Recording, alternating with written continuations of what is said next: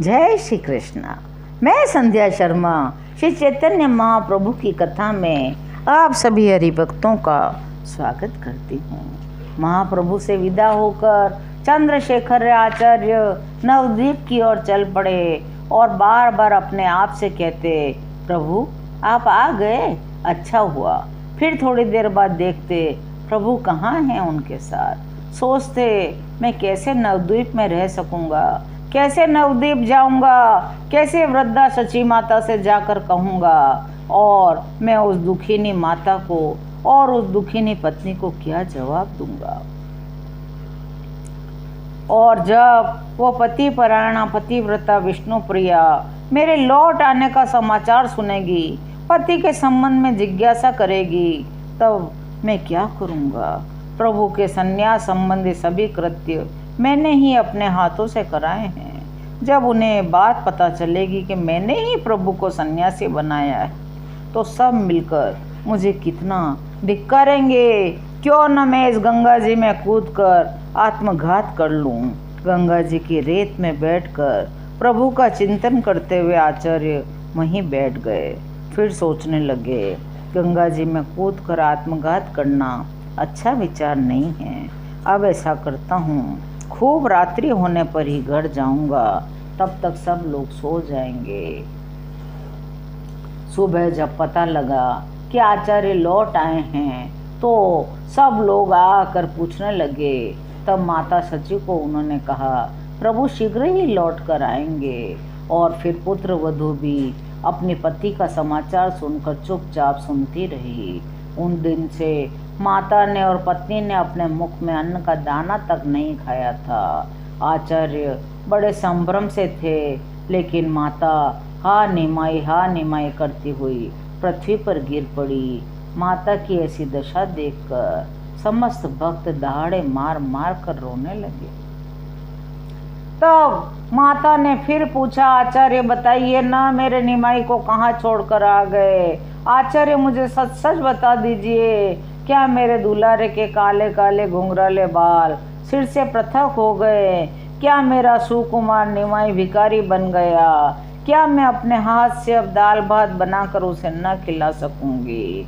माता के प्रश्नों को उत्तर सुनकर आचार्य मौन ही बैठे रहे। तब फिर अधीरता प्रकट करते हुई माता बोली, आचार्य तुम मेरे निमाई का पता मुझे बता दो। वह जहाँ भी होगा मैं वहीं जाऊंगी। वह सन्यासी भी क्यों न बन गया हो, मैं उसके साथ साथ रहूंगी। मैं निमाई के बिना जीवित नहीं रह सकती। आचार्य मेरे ऊपर कृपा करो, मेरा निमाई जहाँ भी हो बस मुझे उसके पास पहुँचा दो। बड़ी देर तक माता इसी प्रकार प्रलाप करती रही। इसी समय में कुछ ही समय बाद नित्यानंद जी भी नवद्वीप आ पहुँचे। तीसरे दिन नित्यानंद जी नवद्वीप आए थे। नित्यानंद जी के आगमन का समाचार सुनकर सभी पुरुष और स्त्री उनके पास आकर प्रभु का समाचार पूछने लगे। प्रभु कहाँ हैं, कब आवेंगे? तब वे नित्यानंद जी रोते रोते बोले, श्रीपाद हम दुष्टों ने ही मिलकर हमारे प्रभु को गृह त्यागी विरागी बनाया। उन्होंने हमारे ही कारण संन्यास ले लिया। हम ही लोग प्रभु को नवद्वीप से निर्वासित करने के कारण हैं। नित्यानंद जी कहते, महाप्रभु बड़े दयालु हैं। उनके हृदय में प्राणी मात्र के प्रति दया के भाव हैं। वे तुम लोगों के प्रेम के वशीभूत होकर फूलिया होते हुए शांतिपुर जा रहे हैं। वे आचार्य अद्वैत के घर ठहरेंगे। और जब नित्यानंद जी के मुँह से यह सुना कि प्रभु इस समय फुलिया ग्राम में हैं, हरिदास जी के आश्रम पर, वहाँ से शांतिपुर जाएंगे, बात की बात में लोग तैयारी करने लगे।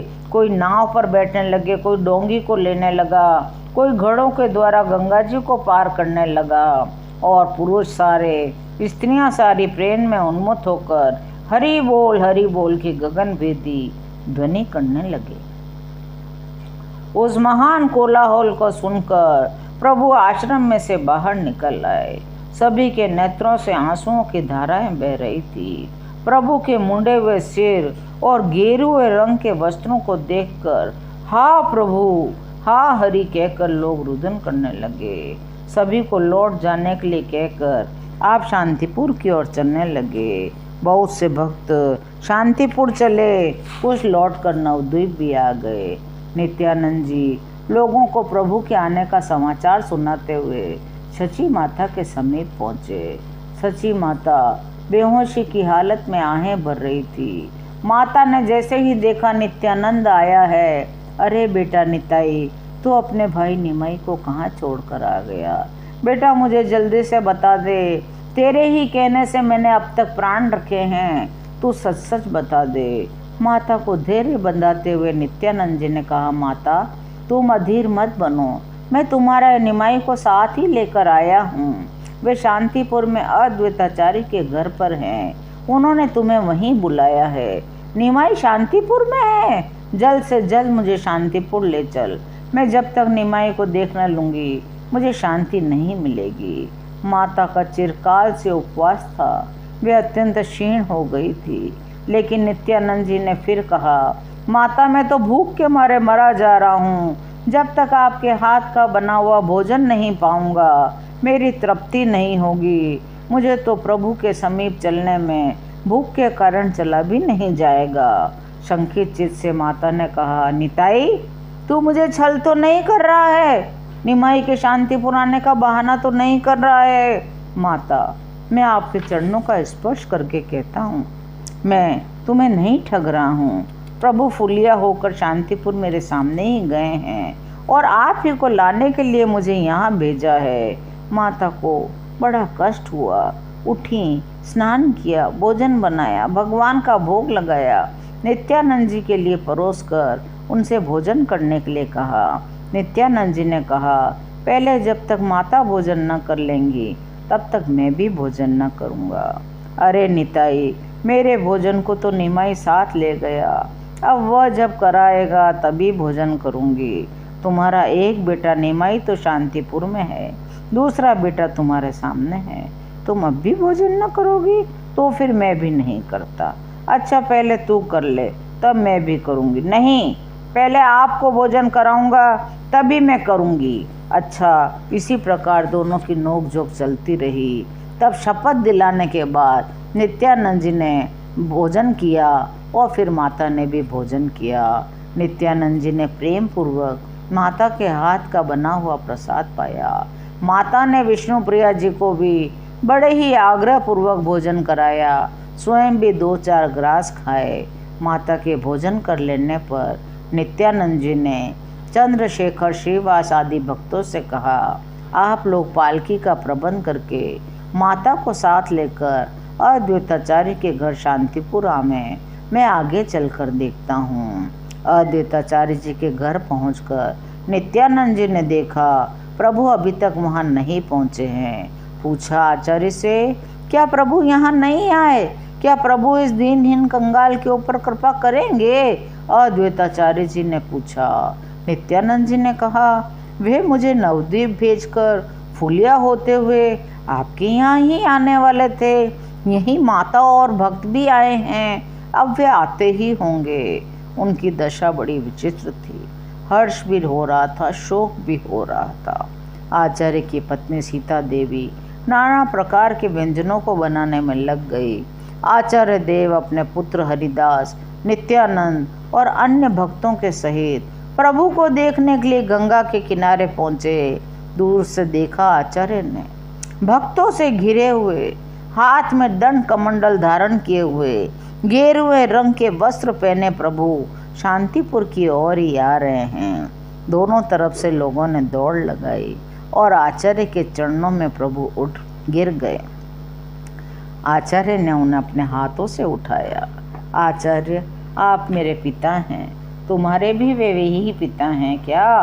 तब तो हम तुम दोनों भाई भाई ही हुए। क्यों, ठीक है ना? बताओ, हम तुम्हारे भाई नहीं हैं? क्या तुम हमें पहचानते हो? छोटा सा बालक अच्युत, जो कि आचार्य अद्वैताचार्य जी का पुत्र था, उससे प्रभु ने कहा कि बताओ, हम दोनों तो भाई भाई हो गए ना? बालक अच्युत ने कहा, प्रभु आप चराचर जीवों के पिता हैं, आपके पिता कौन हो सकते हैं? बालक के अद्भुत वचन सुनकर अद्वैताचार्य सभी भक्त प्रसन्न होकर बालक की बुद्धि की सराहना करने लगे। प्रभु ने कई बार अच्युत के मुंह को चूमा। आचार्य के घर में जा पहुँचे। आचार्य ने प्रभु के चरणों को धोया। अक्षत, धूप, दीप, नैवेद्य, चंदन, पुष्पन माला आदि से उनकी विधिवत पूजा करी। प्रभु के पधारने से आचार्य के आनंद का ठिकाना नहीं रहा।